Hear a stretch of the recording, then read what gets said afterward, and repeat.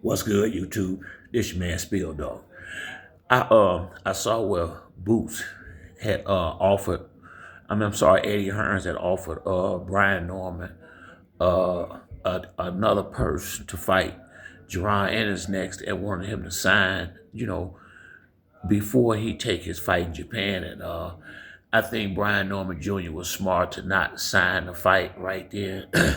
What Brian Norman Jr. said was they didn't have any problem with the figure, the amount, or fighting Boots, but they wanted to have a fight on the 19th of June first, and then discuss, or sign whatever's going to be if him and Boots is going to fight next. And I think that makes sense. I think Devin and Ryan having a fight already scheduled before the fight before the fights that they had last 2 weeks ago. I really believe that hurt both of their fights. I think I think Devin fought the way that he did to make sure he didn't make a mistake and ruin the big fight with Ryan Garcia. And I think similar to with Ryan Garcia, he wasn't willing to risk a whole lot against Raleigh. That's a lot of pressure when you got a big money fight on deck.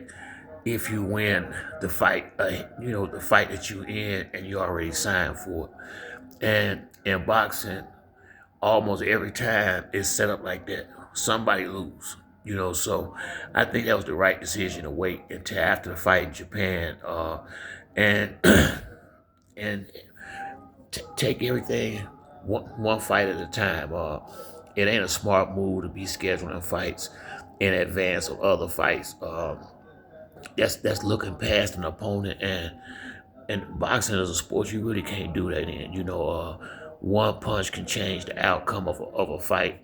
I don't care who the fighter is. You catch them on the right spot at the right time. Anybody can be hurt, and you don't need no extra worry or extra pressure on in the back of your mind when you got a man standing in front of you that you got to fight. So I agree with the decision Brian Norman Jr. made, and I don't think it's anything about him ducking nobody. He got a fighter's mentality, and I think if Boots don't fight Teofimo, I think he'll get Teofimo or Brian Norman Jr. next. I really believe Boots. He in a position now to finally get these fights at welterweight. I think he said the reason he didn't fight Ortiz was because he wasn't ready to go to 154 yet. But it might have been a right decision because a lot of guys is going to be coming to the welterweight division. You already got Brian Norman Jr. there. You got Teofimo coming. You got Devin Haney coming.